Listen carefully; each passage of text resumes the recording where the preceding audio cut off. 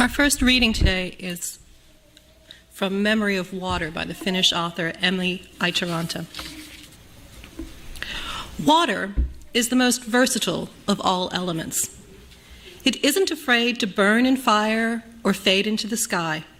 It doesn't hesitate to shatter against sharp rocks in rainfall or drown into the dark shroud of the earth.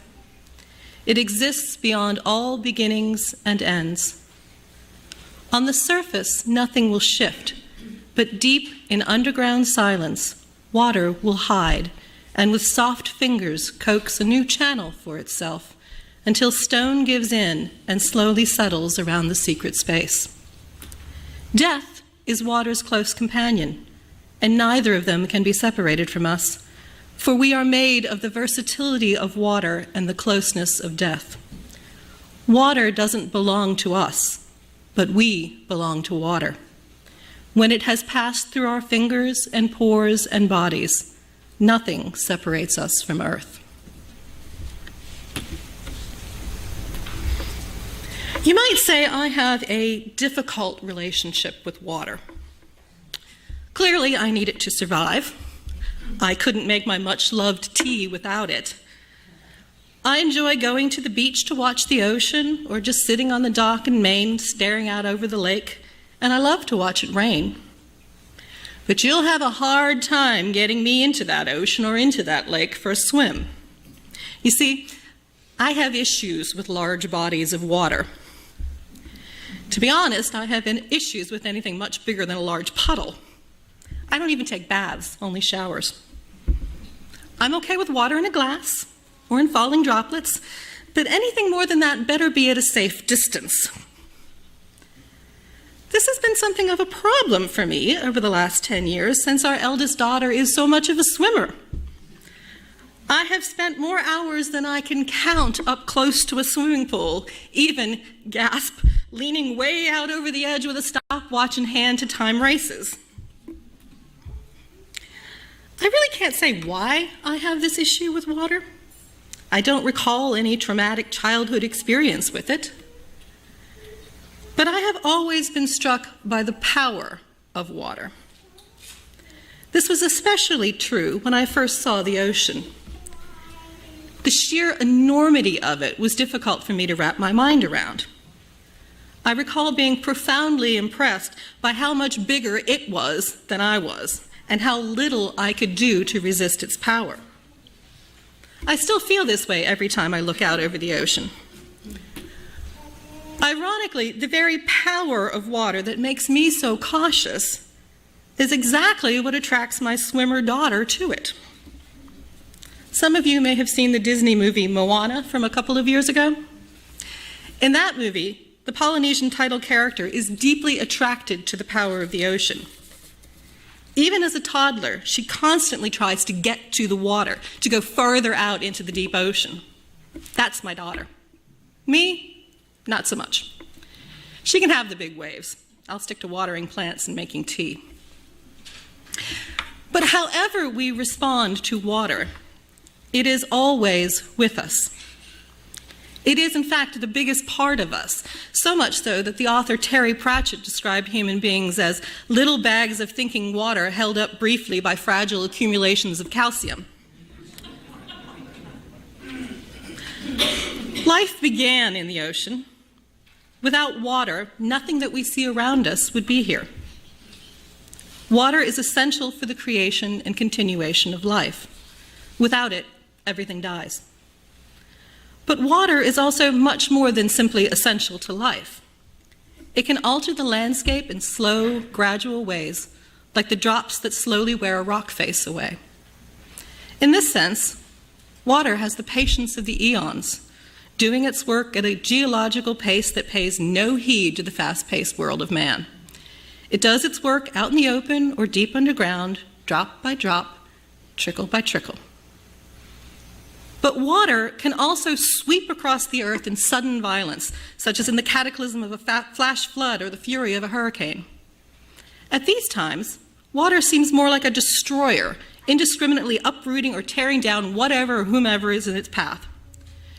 To watch a tsunami rear up from the ocean like an angry mountain of water must be to feel the fear and awe our ancestors felt in the face of unknown natural forces.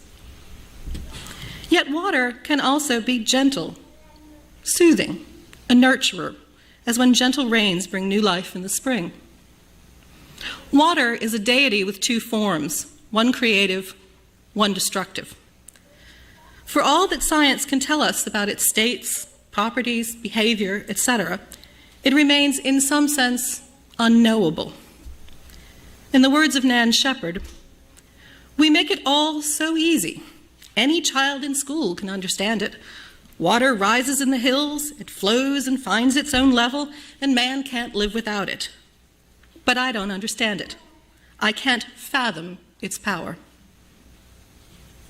Perhaps our being able to fully understand water remains so elusive because, as Emmy Itaranta said in my opening reading, water doesn't belong to us, but we belong to water. Although we need water, water doesn't need us. So maybe we should show it a little more respect. I began with a reading by Barbara Road. It's called A Poem in Time of Peril. Of course, the truth is hard. It is a rock. Yet I do not think it will fall upon me and crush me. I do not think they can hammer it to bits and stone me. Help me place the rock in the strong current of these rushing waters. I must climb upon it. I must know how the truth feels when I plunge into the bright depth of these waters. I must know how truth feels when I am swept away by the cold fury of these waters. I must know with my whole being how truth feels. I shall remember how truth feels. I praise the rock. I praise the river. I fear the drought more than death by water. So good morning, and welcome to our 48th celebration of Earth Day. The flowers on the altar, the little roses came from my little bit of earth, and those beautiful irises came from Nancy LeMaster's garden. So I wanted to just share that because they're such a beautiful part of the bounty that we have. I began this reflection with a reading from the Holy Bible, the book of Genesis. And it's important, and I'll explain in a minute why. In the beginning, God created the heavens and the earth. Now the earth was formless and empty. Darkness was over the surface of the deep, and the Spirit of God was hovering near the waters. And God said, "Let there be light," and there was light. Then God saw the light was good, and he separated the light from the darkness. God called the light day, and the darkness he called night. And there was evening, and there was morning, the first day. So how important is water? It is so important, it was so important to the ancients that the first 8 verses of the Bible and the Torah began with the creation story. They understood the power of water. Water was there in the beginning. Water is the building block of life. The average human body is estimated to be about 70% water. Without water, there is no life. Some 72% of Earth is covered in water, but 97% of that is salty ocean water.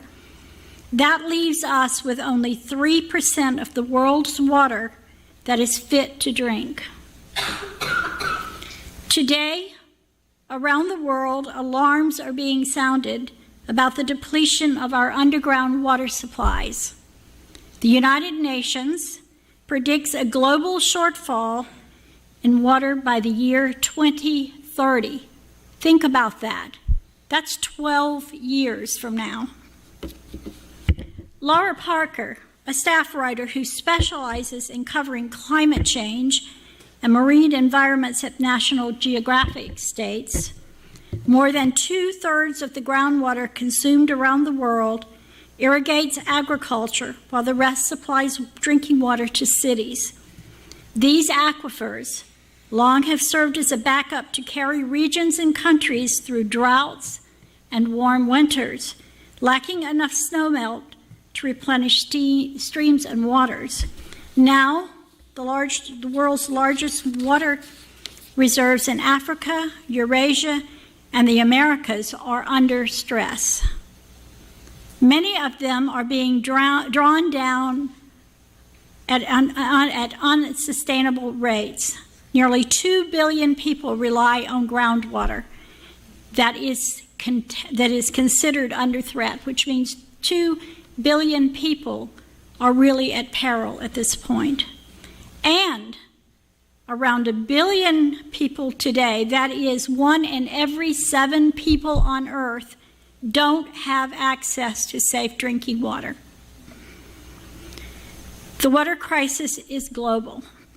Experts say water scarcity helped destabilize Syria and launch its civil war, as well as the unrest in Yemen, which experienced water riots in 2009. And now, with over 600,000 refugees fleeing to Jordan, its underground aquifers are under stress. On a business and political level, water shortages will cause economic decline and the cost of food will skyrocket. It will elevate the risk of global conflicts and large migrations of people around the world. In an article by Lara Karkless, Lauren Tierney, and Kim Soffen in the Washington Post in February of this year, they said, and I think many of you heard it on television, that after years of drought, Cape Town is about to run out of water. It reads in part, "The bustling metropolis of Cape Town, South Africa, home to about 4 million people, is on track to run out of water and cut off its taps in May." That is less than 2 weeks from now. Because of a years-long drought believed to be partially caused by climate change, the city's reservoirs are about to dry. The water crisis is happening in the United States also. Just last week, matter of fact, April 18th, in the Washington Post again, Dan Elliott wrote, "Tension over the drought-stressed Colorado River escalated into a public feud when 4 U.S. states, Colorado, New Mexico, Utah, and Wyoming, accused Arizona's largest water provider of manipulating supply and demand, potentially threatening millions of people in the United States and Mexico who rely on that water from that river."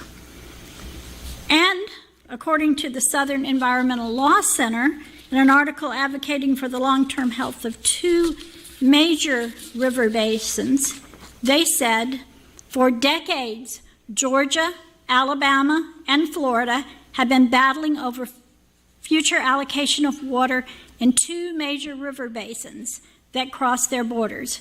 One is the Alabama-Coosa-Tallapoosa Basin, and the other is the Apalachicola-Chattahoochee-Flint basins.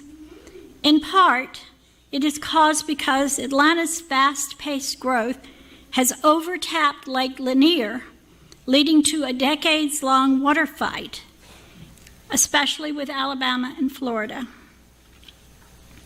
And we can never forget what happened in Flint, Michigan. For 4 years now after the crisis, the water is still unsafe to drink. Here in this beautiful upstate, we are surrounded by lakes and streams filled with water that comes off the Appalachian Mountains.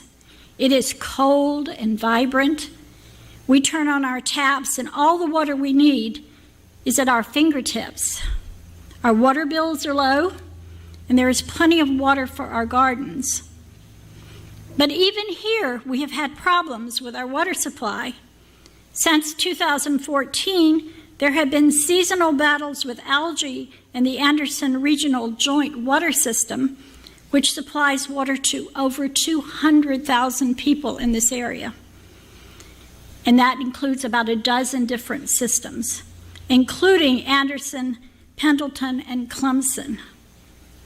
If we remember back just a few years ago when a lot of the restaurants closed in this area because they had no potable drinking water, and all the local folks had to buy bottled water. I remember listening on the radio with them telling us that we could go to, or checking on your phone, and they would say you could go to Kmart when Kmart was open to get water, that they had plenty of water. They would let you know where the water was, just like they did in gas crises when you were trying to find out where the gas was.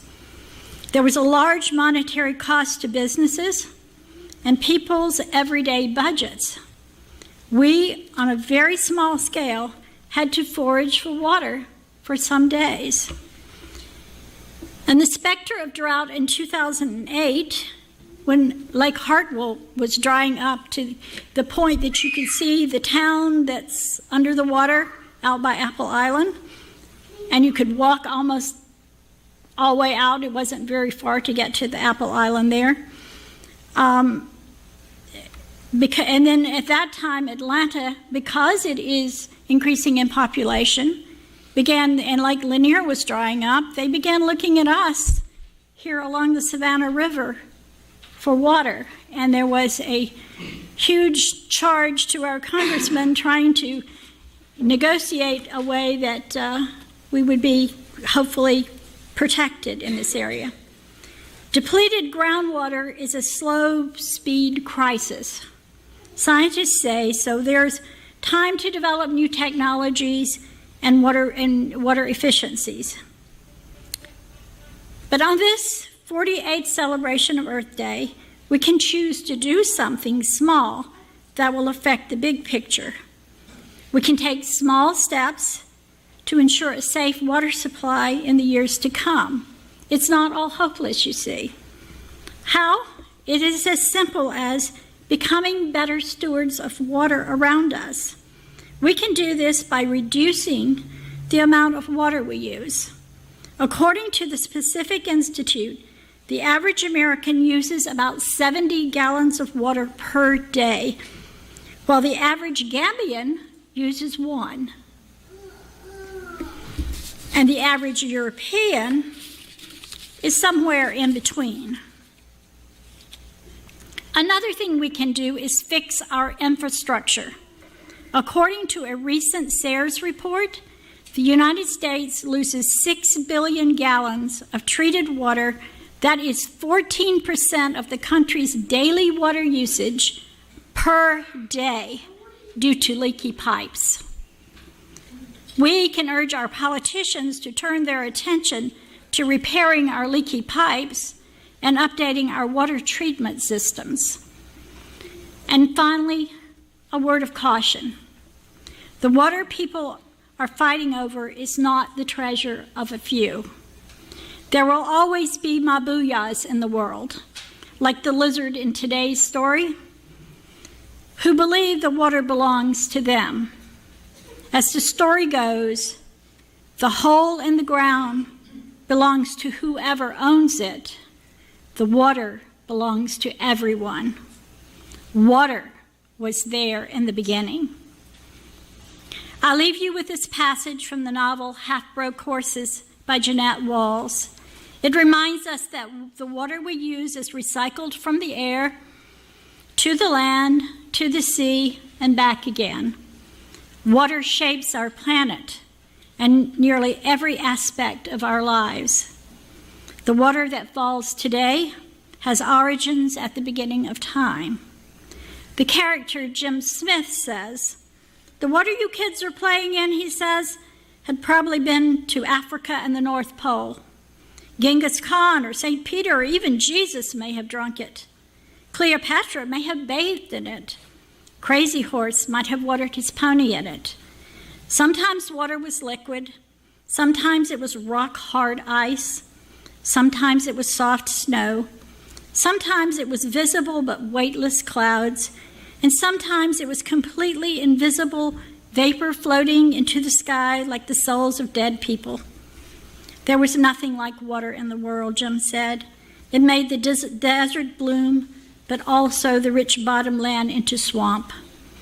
And without it, we'd die, but it also could kill us. And that was why we loved it, even craved it, but also feared it. Never take water for granted, Jim said. Always cherish it. Always beware of it. Let us all remember the importance of water and the power. Without it, all life on earth ceases to exist. Blessed be.